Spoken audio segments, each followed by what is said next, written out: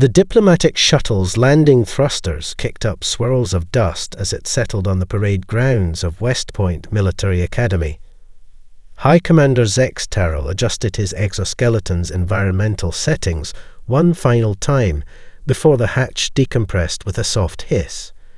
Earth's atmosphere, thick with oxygen and water vapor, would be uncomfortable but manageable for his month-long observation mission. "Final bioscan complete," chirped his personal aide, Lieutenant Vex. "Atmosphere within tolerance parameters, though humidity levels will cause mild respiratory irritation." Zex Terrell clicked his mandibles dismissively. "I've breathed the methane storms of Rigel Prime during the pacification campaign. A little water vapor won't kill me." As the hatch opened fully, he ducked his 8-foot frame through the doorway and stepped onto Earth soil for the first time. A small delegation of humans waited at attention beside a red carpet. A gesture of respect that did little to mask the absurdity of their situation. These soft, diminutive creatures were hosting one of the Confederation's most decorated military commanders, as though they were equals. Brigadier General Maya Rodriguez stepped forward, crisp in her dress uniform adorned with colorful ribbons Zex Terrell couldn't begin to interpret. Her dark hair was pulled back tightly, revealing a face etched with subtle lines that suggested experience beyond her apparent physical age. "High Commander Zex Terrell, on behalf of the United Earth Defense Force and West Point Military Academy, welcome to Earth." She extended her hand, 5 delicate fingers with no natural armor or weaponry whatsoever. The Praxian commander enveloped her hand with his primary manipulator, careful not to exert even a fraction of his natural strength. "The honor is mine, General Rodriguez. The Confederation values these cultural exchanges, as do I personally." The lie came easily. In truth, he viewed this assignment as diplomatic theater, a waste of time that could be better spent overseeing the training of actual warriors. Humans had only achieved faster-than-light travel 50 standard years ago, stumbling into a galactic community that had been unified for millennia. Their inclusion in the Confederation remained controversial, their military capabilities considered primitive at best. "Lieutenant Erickson will show you to your quarters," Rodriguez continued, gesturing to a tall human male standing at attention nearby. "We've modified the accommodations to Praxian specifications according to the guidelines provided by your diplomatic corps." "Most appreciated, though I assure you I can adapt to less than ideal conditions." Zex Terrell allowed his secondary eyes to scan the surroundings while maintaining primary focus on the general. Ancient buildings of stone and brick stood in neat formations around a central green space. Cadets in grey uniforms moved with precision in the distance, their formations creating geometric patterns as they marched.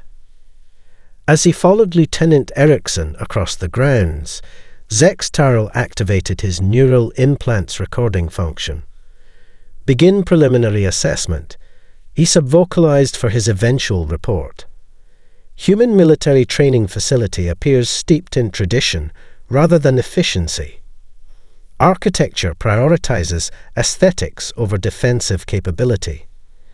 Cadet movements demonstrate basic discipline but lack the synchronization evident in even juvenile Praxian cohorts. The main barracks date back to the 19th century," Erickson explained as they walked. "West Point has been training officers for nearly 250 Earth years." Impressive longevity, Zex Terrell responded automatically, while mentally calculating that his own species had maintained standardized military academies for over 20 times that duration. They passed a group of cadets engaged in what appeared to be close-quarters combat training. Zex Terrell paused, his compound eyes focusing on their movements. Despite their obvious biological limitations, the humans moved with unexpected precision, targeting vulnerabilities with calculated strikes.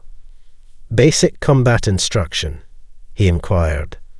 "Just warm-up exercises, sir," Erickson replied. "The advanced hand-to-hand sessions are scheduled for tomorrow. General Rodriguez thought you might want to observe."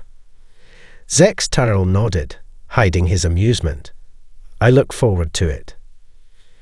Little did the High Commander know that within hours, his carefully constructed sense of superiority would begin to crumble. The artificial dawn created by Zex Tarl's quarters lighting system woke him precisely at 500 hours Earth time.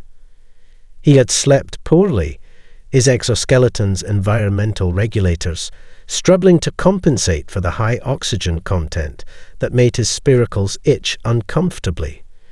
Rising from his reinforced resting platform, he performed the ritual morning stretches required to keep his carapace joints flexible. A sharp knock interrupted his meditation sequence. "High Commander." "Major Lance Williams, your liaison for today's physical training observation." The human's voice carried through the door with crisp efficiency. Zex Tarl activated the door mechanism. "Enter." "Major." Williams stepped inside, already dressed in what the commander recognized as physical training attire. Simple, moisture-wicking fabrics with minimal protective qualities. The Major carried 2 sealed containers of liquid. "Coffee, sir." Williams offered one of the containers. "It's a stimulant beverage most humans consume in the morning. Our xenobiology team assures me it's compatible with Praxian physiology." The commander accepted the container, analyzing its contents through his olfactory receptors. A chemical stimulant before physical exertion. Interesting preparation methodology. Williams smiled. "For some of us, it's the only way to function before sunrise." They made their way to the main training grounds as the first hints of actual dawn coloured the eastern sky. A steady rain had begun falling overnight, turning the parade grounds into a muddy expanse. Zex Tarl expected to see the day's activities moved indoors, or at minimum, postponed until conditions improved. Instead, he watched in growing fascination as hundreds of cadets emerged from their barracks precisely at 5:30, forming into neat ranks despite the downpour. None wore rain protection. All carried identical packs that Zex Tarl's visual assessment placed at approximately 1/5 of the average human's body weight. Today's conditioning is a 12-mile tactical march, followed by obstacle course completion, Williams explained, sipping his coffee beneath a small awning. Standard Thursday morning routine. In these conditions, Zex Tarl's secondary eyes adjusted to better track the cadets as they began moving at a measured pace, matching steps in perfect unison. The weather is considered a training feature, not an obstacle, Williams replied. Combat doesn't wait for clear skies. For the next 3 hours, Zex Tarl observed as the human cadets maintained their pace through increasingly challenging terrain. They moved from the relatively flat parade grounds to wooded hills, crossing streams swollen with rainwater, their uniforms becoming indistinguishable masses of mud and sodden fabric. Most perplexing to the commander was their vocal behavior. Despite obvious physical strain, the humans chanted in rhythmic cadence as they ran, something Williams called Jody's simple call and response verses that seemed to synchronize their movements and maintain morale. When do they reach their endurance limit? Zex Tarl asked as the formation disappeared into a densely wooded area, only to emerge on the other side, still maintaining formation. That's not how we approach training, Williams said. The exercise ends when the instructors determine objectives have been met, not when physical discomfort sets in. Later, as the cadets tackled an obstacle course featuring high walls, rope climbs and water pits, Zex Tarl witnessed something that genuinely disturbed his understanding of human physiology. A female cadet, smaller than most, lost her footing on a slick log crossing and fell, her leg impacting against an exposed metal edge. The commander's enhanced vision clearly detected the laceration and the immediate flow of red human blood. Yet, instead of withdrawing from the exercise as any rational being would, she quickly applied pressure, wrapped a small bandage from her pocket, and continued the course. "She requires medical intervention," Zex Tarrell noted to Williams. The major assessed the cadet with a practiced eye. "The wound is superficial. She's ambulatory and completing objectives. Medical assessment occurs after training completion." "You permit injury as part of routine training." The concept violated fundamental Praxian training protocols, where asset preservation took precedence over realistic simulation.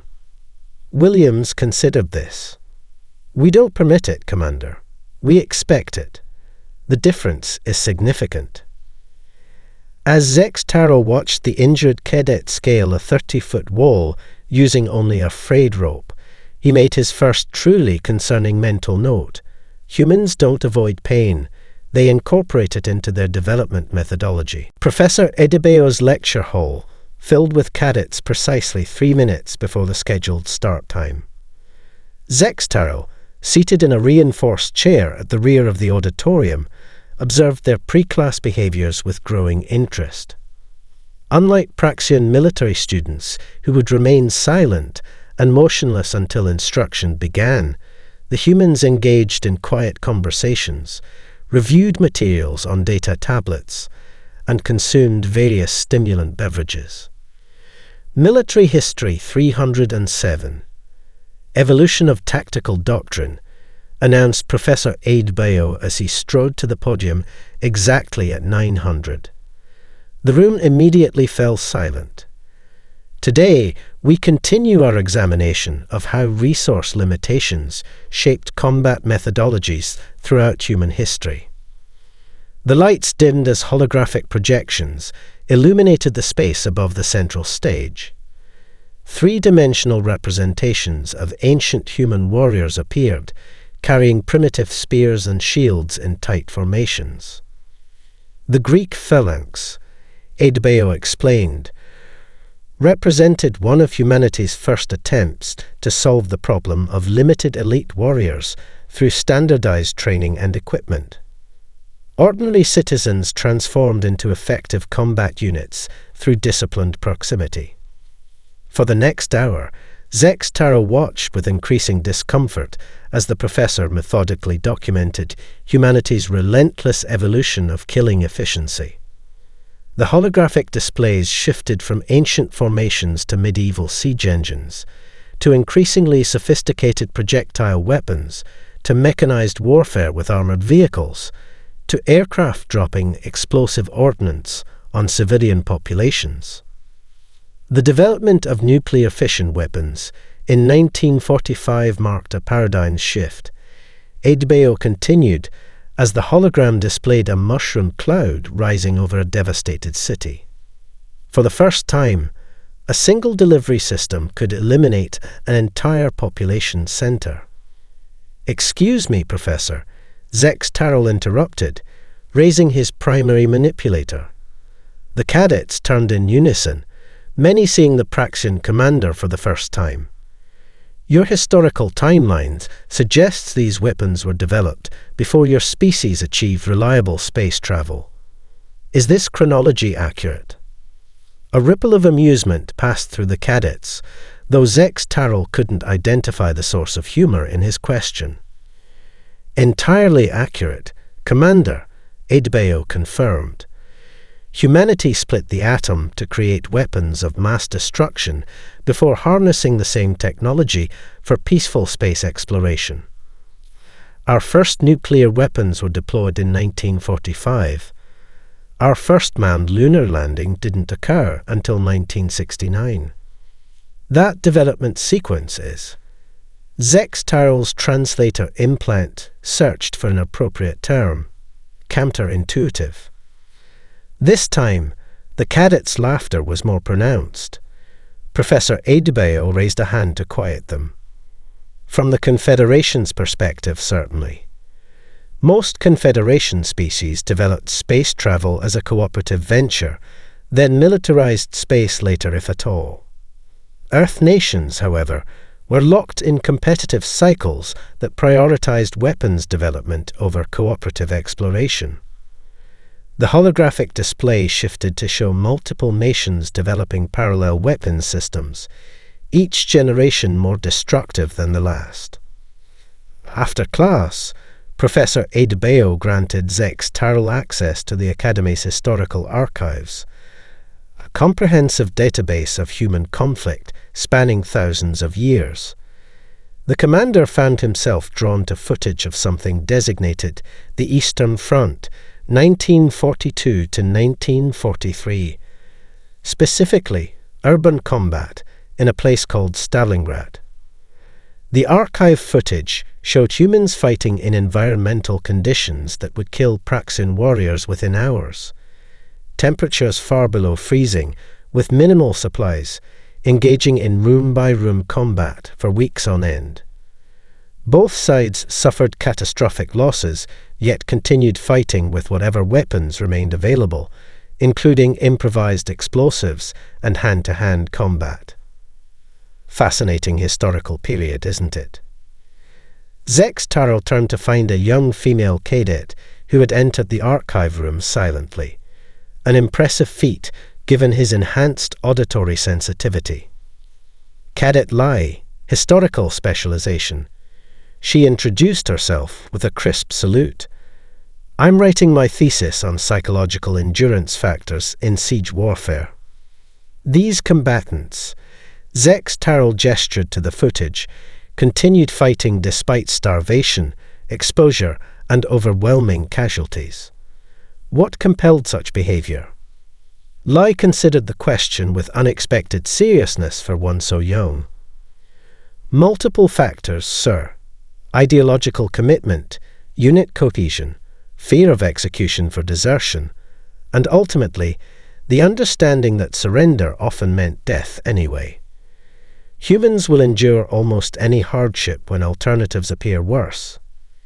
As the cadet departed, Zex Tarl continued exploring the archives late into the night. He watched jungle warfare, where soldiers endured parasitic infections while setting ambushes.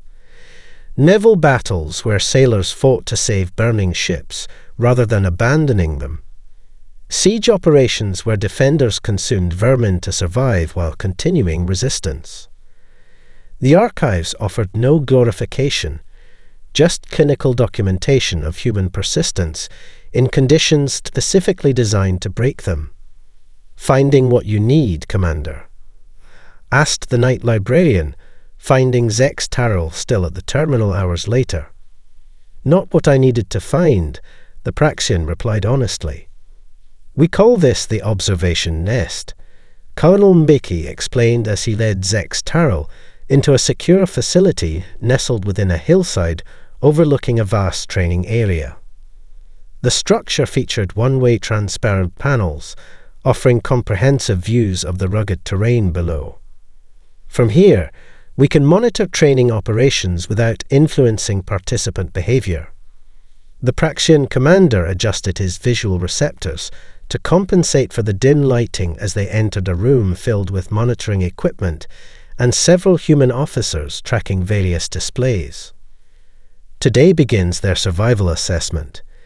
Mbeki continued, gesturing toward a bank of screens showing thermal images of human cadets scattered throughout the forest. 72 hours, minimal supplies, complex mission objectives, and instructors playing opposition forces. On the monitors, Zex Tarl watched as instructors roused cadets from sleep with ice water and shouting. The sudden awakening triggered autonomic stress responses clearly visible through the thermal imaging, heart rate spiking, blood rushing to core organs, peripheral temperature dropping. Despite these physiological alarm signals, the cadets responded with practiced efficiency, securing equipment and forming defensive perimeters within moments. Don't they require adequate rest cycles between training operations? Zex Tarl asked, noting that several cadets displayed thermal signatures consistent with existing fatigue. Sleep deprivation is a tactical reality. Mbeki responded matter-of-factly. Enemy forces rarely schedule their operations around our preferred rest periods. The colonel manipulated a control panel, bringing up a tactical overview of the exercise area. The cadets had been divided into squads, each assigned specific objectives represented by glowing markers on the map. I noticed their mission parameters contained contradictions. Zex Tarl observed as he studied the briefing documents. These two squads have been instructed to secure the same objective, potentially bringing them into conflict. Correct. Mbeki's expression remained neutral. And these three cadets, he highlighted specific thermal signatures, have received covert instructions to act as infiltrators within their units, simulating intelligence compromise. This creates unnecessary confusion, Zex Tarl noted. Praxian training emphasizes clarity of command and unified tactical doctrine. With respect, Commander, Mbeki replied, "Clarity is a luxury of controlled environments.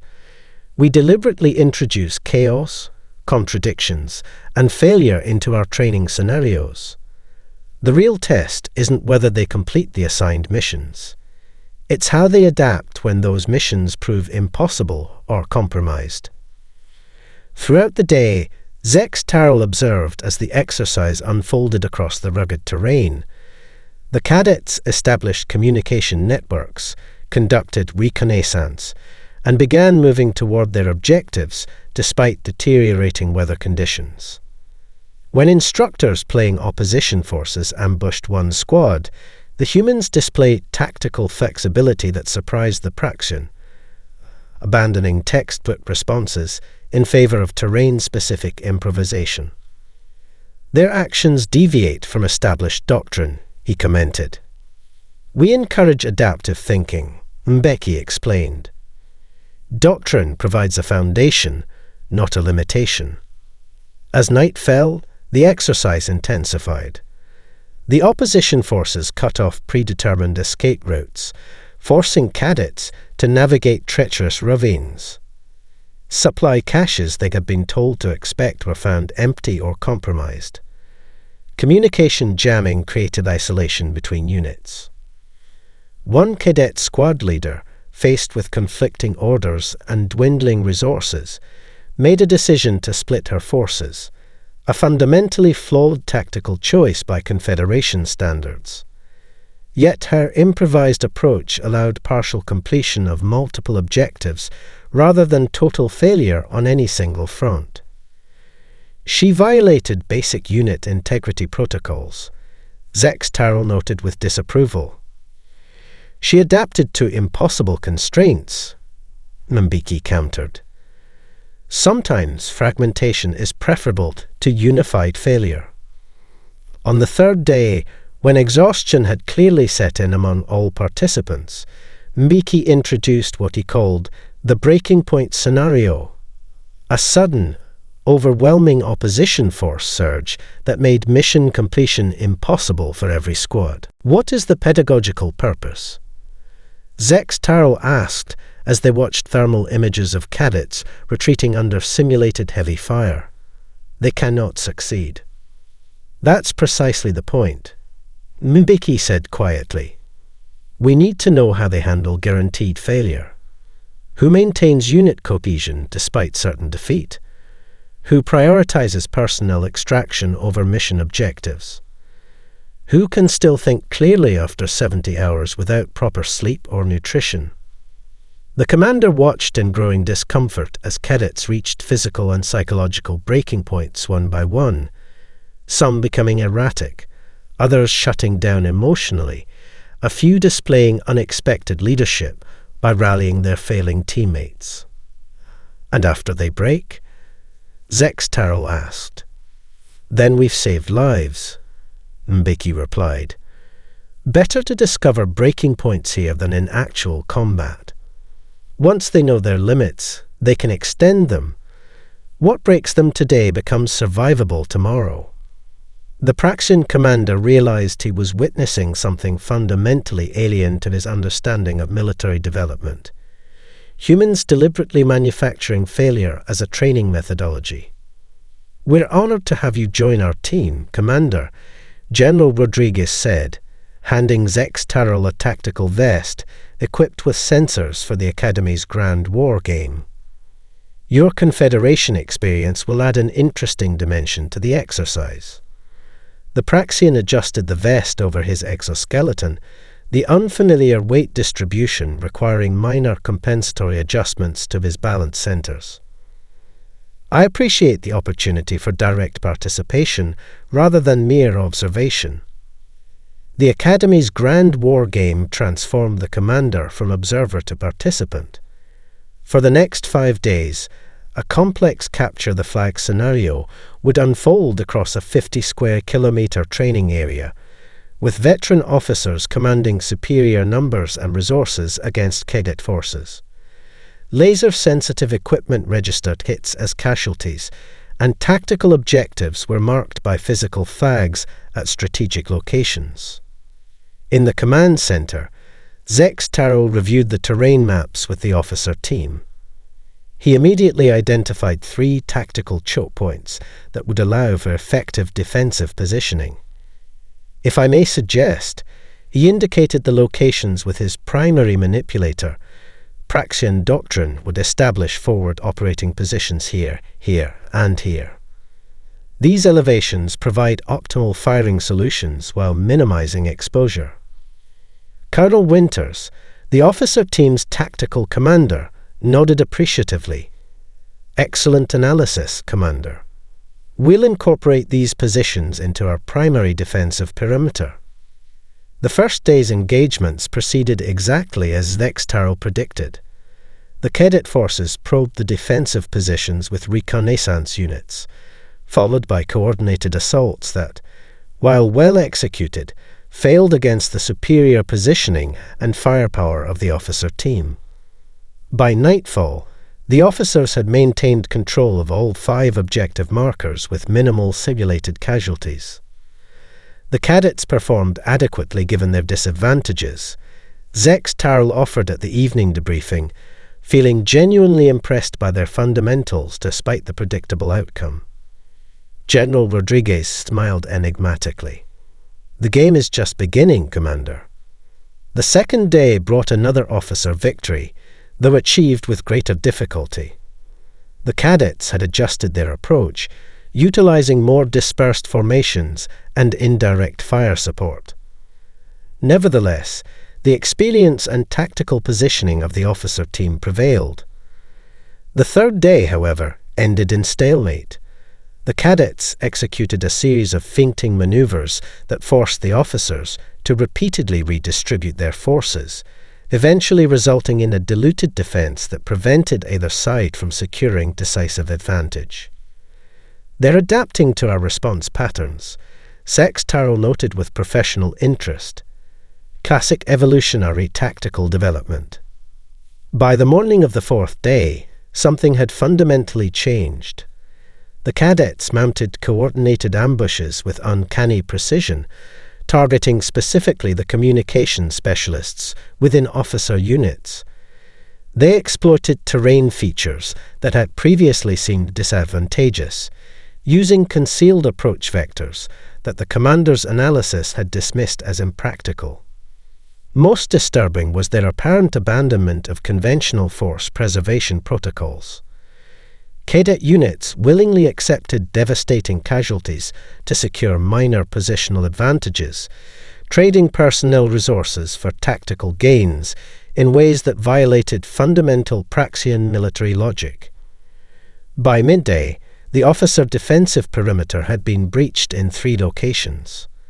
By dusk, the cadets had captured 3 of 5 objectives, including the officers' headquarters. At the debriefing, Cadet Captain Nakamura, a small human female whose physical stature belied her tactical brilliance, explained their strategy with disarming candor. "We recognized our inability to match your experience or resources," she stated, activating a display showing engagement statistics from all 4 days. "So we sacrificed the early engagements to study how you respond to specific situations. Your victory patterns became your vulnerability." The data visualization highlighted predictable response algorithms in the officer team's movements, tendencies so subtle that Zex-Terrell hadn't recognized them as exploitable patterns. "You permitted defeats to achieve eventual victory," he stated, mandibles clicking in agitation as the implications became clear. "We accepted calculated losses to identify exploitable patterns," Nakamura corrected politely. "Every defeat taught us something worth more than the victory we surrendered." Later, in his quarters, the commander drafted an urgent addendum to his growing report. "Humans appear capable of surrendering immediate advantage for long-term strategic gains in ways that make their decision-making process fundamentally unpredictable. They readily sacrifice positions any rational species would defend, then attack where no rational species would expect." He paused, considering the broader implications, then added, "Most concerning is their apparent capacity to weaponize failure itself, extracting informational advantage from defeat in ways that transform losing into a form of winning. This represents a tactical philosophy with no equivalent in Confederation military doctrine." The Praxian commander struggled to sleep that night, his dreams filled with human cadets who smiled as they fell in battle, each defeat somehow strengthening those who remained. "This facility doesn't officially exist," Colonel Martinez informs Zex-Terrell as their transport descended into an underground hangar concealed beneath a nondescript hillside. "What you're about to witness is classified even within our own military structure." The Praxian commander had been required to undergo 3 separate security clearance protocols, including biometric scans and the temporary deactivation of his neural recording implants. Whatever this installation contained, the humans considered it sensitive beyond standard military secrecy. "I appreciate the exceptional access," Zex-Terrell responded, genuine curiosity now overriding his earlier sense of superiority. After 2 weeks at the academy, he'd have been forced to significantly revise his assessment of human military capabilities. They passed through a series of reinforced doors, each requiring Martinez's retinal scan and voice confirmation. The corridor opened into a monitoring center where multiple screens displayed various training environments. Unlike the Academy's primary facilities, this complex appeared significantly more advanced, with technology approaching Confederation standards. Special warfare assessment and resilience training, Martinez explained, gesturing toward the monitors. "This is where we evaluate candidates for our most elite operational units."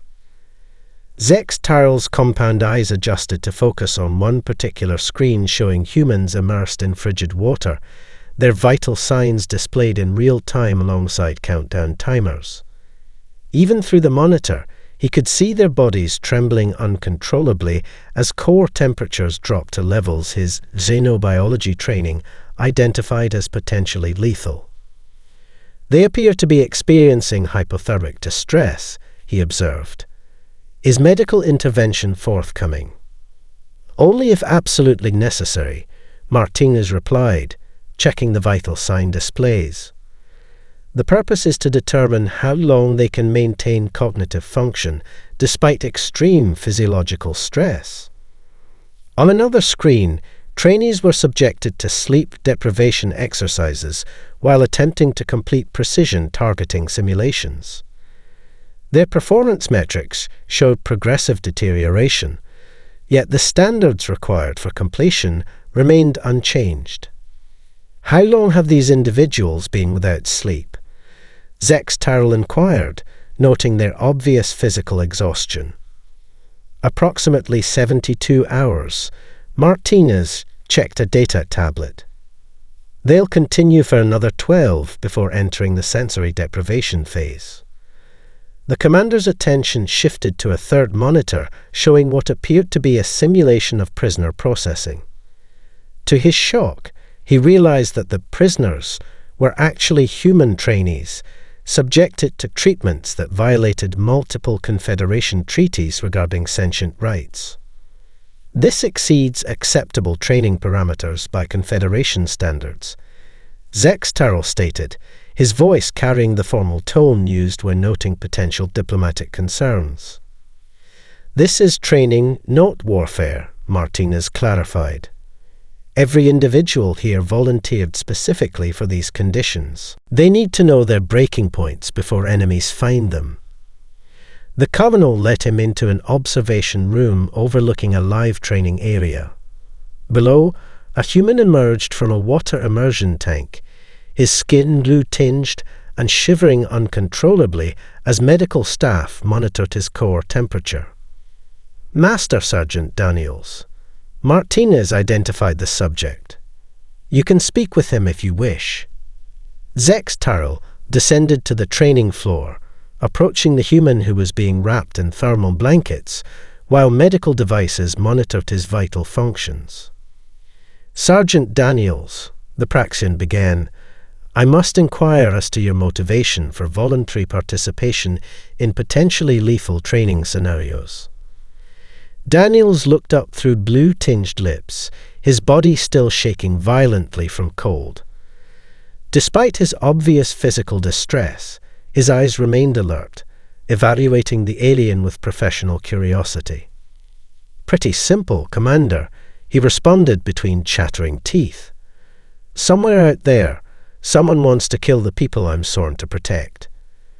This training means I'll still be functioning when an untrained person would have given up. But the physical toll, Zex Terrell began, is temporary, Daniels interrupted. The psychological edge is permanent. Later, observing psychological stress training where humans were subjected to sensory manipulation and simulated failure scenarios, Zex Terrell noticed something that genuinely unnerved him. After reaching breaking points, screaming, weeping, or displaying signs of dissociation, the humans recovered with remarkable speed, immediately analyzing their performance with instructors. Most disturbing of all, many laughed about their responses, treating profound psychological distress as a learning experience rather than trauma. They were in obvious psychological distress moments ago, he observed to Martinez. And now they're learning from it, she responded matter-of-factly. The breakdown isn't failure, it's data. That evening, the commander updated his report with uncharacteristic urgency. Humans deliberately induced trauma among their elite warriors to build resistance. Most disturbingly, they appear capable of processing these experiences with psychological resilience that suggests their neural architecture fundamentally differs from Confederation species. They do not merely endure suffering, they extract tactical value from it, transforming distress into advantage through cognitive mechanisms we do not yet understand. Welcome to the Strategic Integration Center, General Rodriguez announced as she led Zex Terrell through a biometric scanning portal into a facility buried deep beneath the Academy grounds.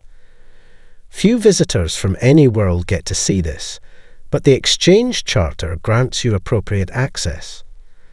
The center's main chamber featured a massive holographic projection of Earth at its center, surrounded by concentric rings representing orbital defenses, lunar installations, and further planetary outposts.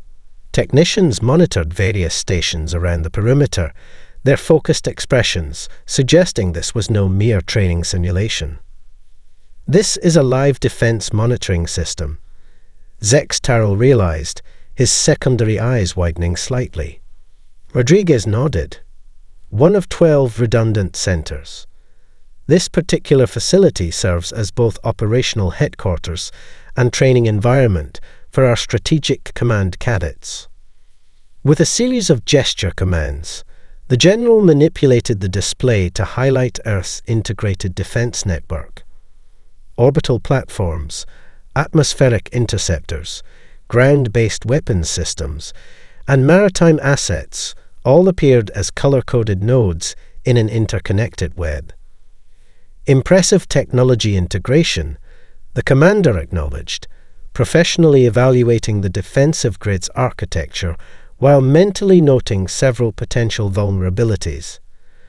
The system was advanced for a species so recently arrived on the galactic stage, but still generations behind Confederation capabilities. The technology itself is adequate, Rodriguez stated with surprising candor. Our real advantage lies in operational flexibility and rapid reconfiguration. To demonstrate, she initiated a simulation sequence. A red indicator appeared, representing a hypothetical first strike against Earth's primary defense coordination satellites. Within seconds, the entire network reconfigured, rerouting command functions through secondary and tertiary systems.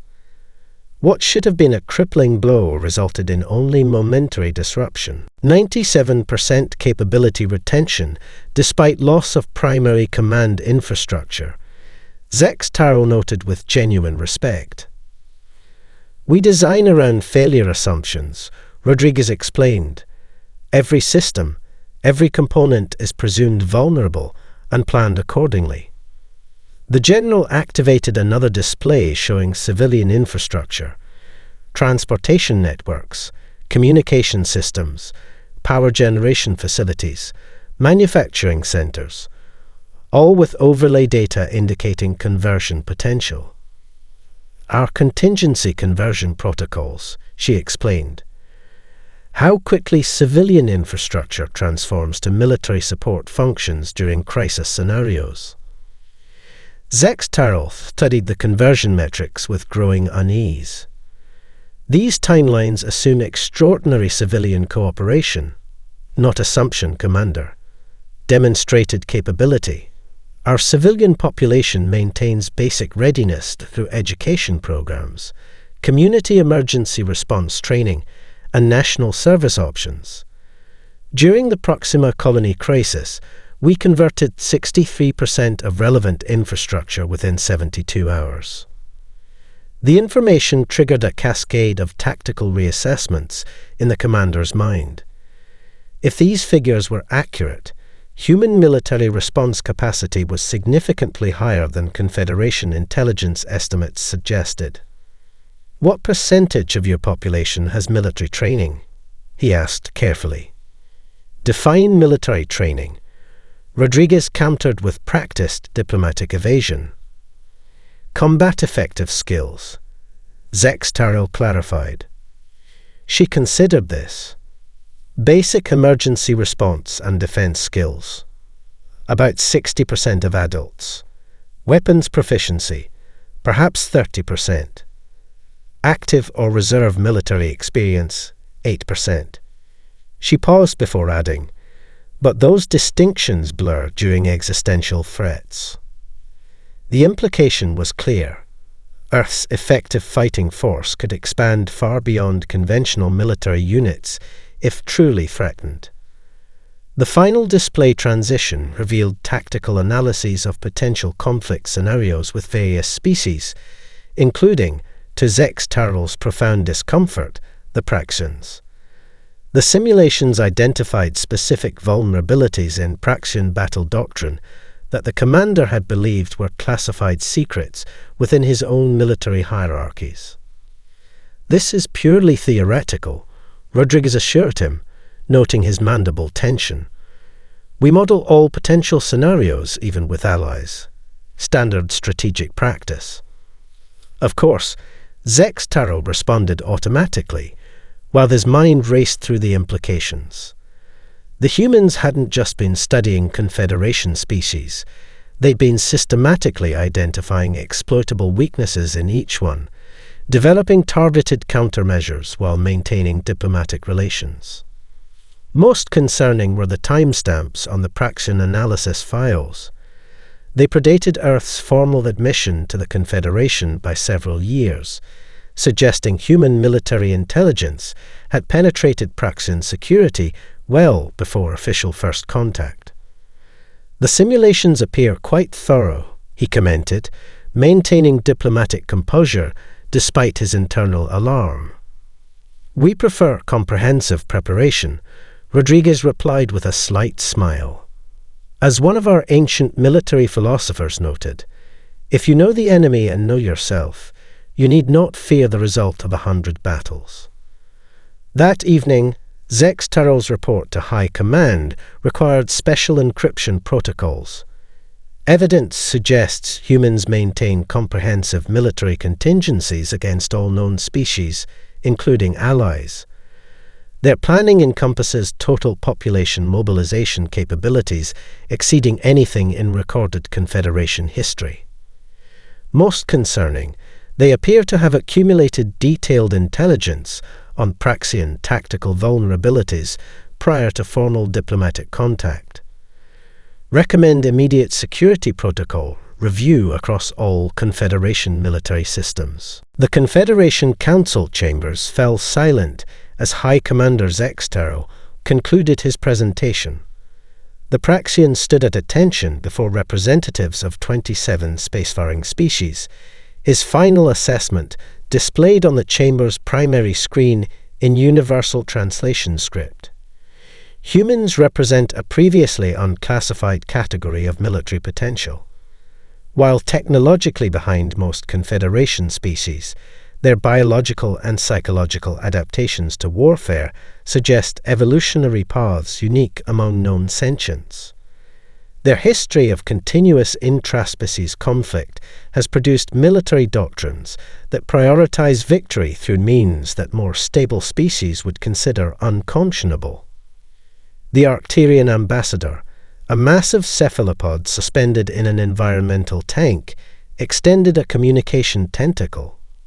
"You propose reclassifying humans as a potential threat species despite their compliance with all Confederation treaties and protocols. I propose recognizing reality." Zex Turrell responded, mandibles clicking with barely suppressed agitation. "Humans don't think like us. Their strategic time horizons extend beyond conventional planning cycles. Their tactical doctrines embrace chaos rather than control. Most concerning, they deliberately seek out hardship to transform weakness into strength." High Admiral Vellner of the Saurian hegemony leaned forward, scales reflecting the chamber's blue lighting. "Commander Zex Turrell, your career encompasses 17 planetary pacification campaigns and over 40 years of distinguished service. Yet you speak of these soft-bodied primates as though they represent some unprecedented danger." "Because they do," Zex Turrell stated flatly. "Not because of superior technology or physical attributes, but because their approach to warfare operates outside our established paradigms.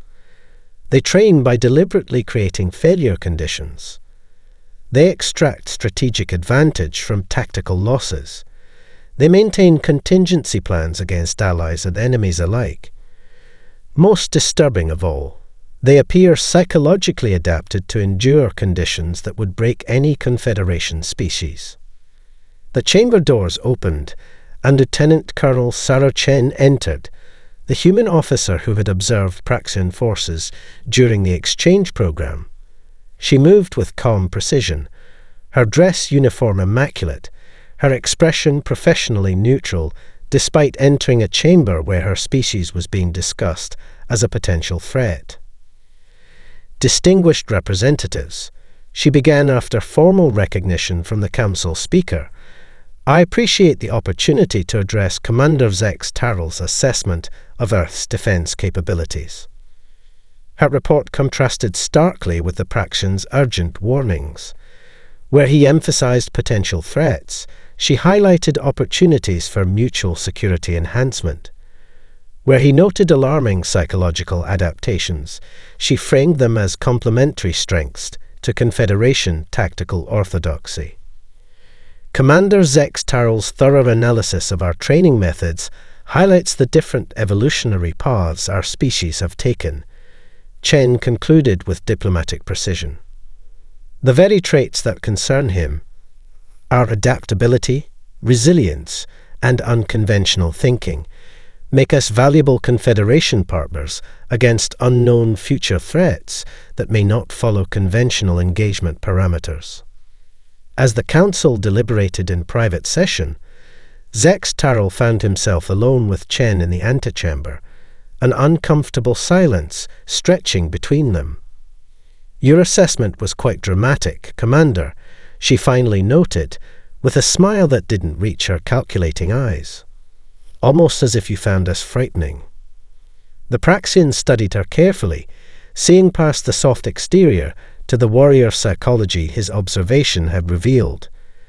"Not frightening, Colonel. Concerning. There's a difference."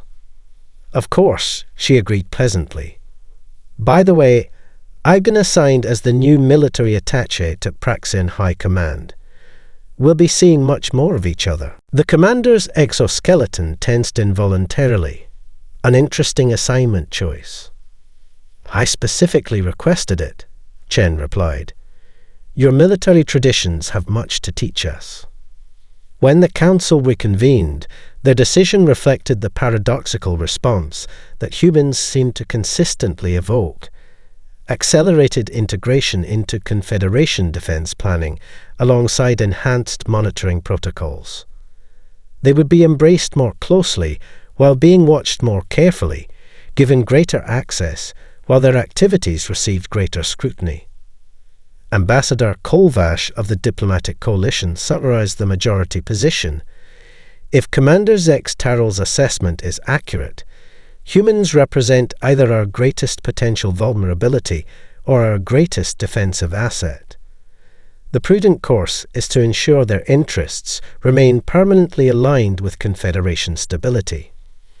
That evening, in his private quarters, Zex Tarrell filed his final confidential report with Praxian High Command. It contained just one line: "They weaponize even our concern about them." 2 days later, Lieutenant Colonel Chen arrived at Praxian Central Command to begin her new role. "Our first request was for comprehensive access to combat training facilities and historical battle archives, for cultural understanding purposes, of course." Meanwhile, at West Point, General Rodriguez reviewed applications for the next exchange program, this time with the Arcturians, and smiled as she selected a promising young major who had distinguished herself in xenobiology and deep-sea tactical operations. Perfect for learning everything possible about cephalopod military capabilities. The general activated her secure communication channel to Earth Defense Command, the message classification set to maximum encryption. Exchange program proceeding as designed. Knowledge acquisition timeline accelerated. Recommend Phase 2 implementation.